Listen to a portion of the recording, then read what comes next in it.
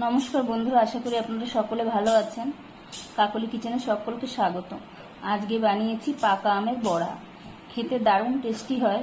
যারা বানিয়েছেন তারা তো জানেন খেতে কতটা টেস্টি, আর যারা বানাননি তারা একবার বানিয়ে দেখতে পারেন। তাহলে চলুন কিভাবে বানিয়েছি দেখা যাক। এখানে আমি একটা আম ছোট ছোট টুকরো করে কেটে নিয়েছি। এখন আমি এটাকে পেস্ট করে নেব। প্রথমে আমি 1 কাপ ময়দা চেলে নিচ্ছি।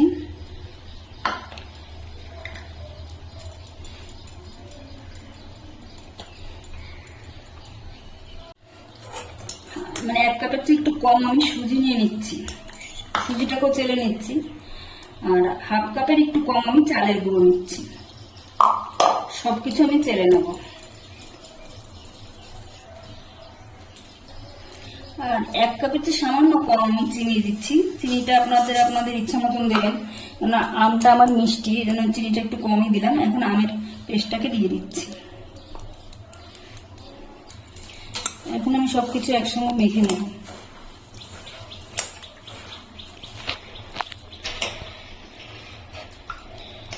মিক্সিং জারটাকে আমি ধুয়ে একটু একটু করে জল দিচ্ছি।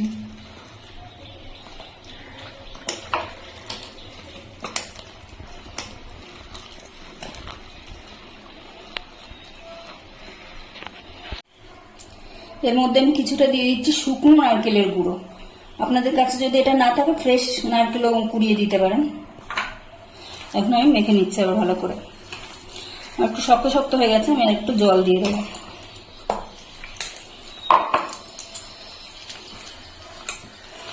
এইভাবে ভালো করে ফেটিয়ে নিতে হবে।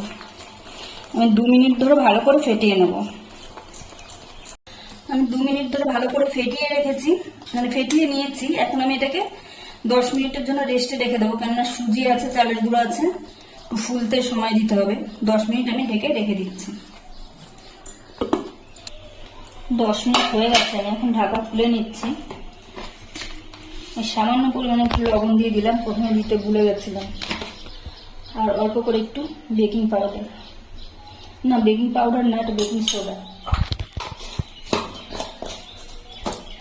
এখন আমি আরেকবার ভালো করে ধুয়ে মিশিয়ে নিচ্ছি।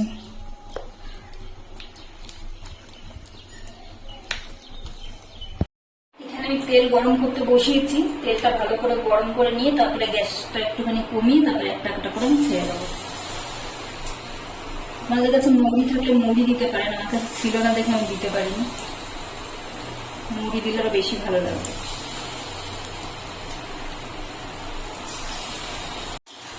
এবারে হালকা করে উল্টে দিতে হবে।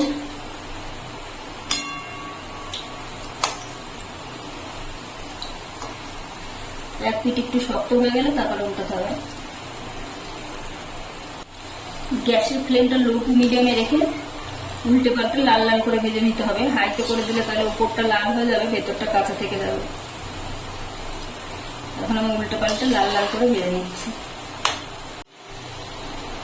আমি সুন্দর করে লাল লাল করে ভেজে নিয়েছি। ভাজা আমার হয়ে গেছে, আমি এখন তুলে নিচ্ছি।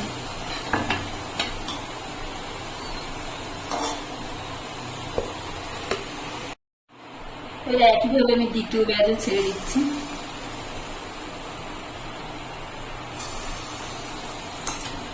দ্বিতীয় ব্যাচটা আমি ছেড়ে দিয়েছি, এটাও আমি উল্টে পাল্টে লাল লাল করে ভেজে নেব। বড়াগুলো আমার বানানো হয়ে গেছে, আমি একটা ভেঙে দেখাচ্ছি কেমন হয়েছে। দেখুন। আর ভিডিওটি যদি ভালো লাগে তাহলে একটা লাইক করবেন, সাবস্ক্রাইব করবেন এবং কমেন্টে জানাবেন কেমন হয়েছে।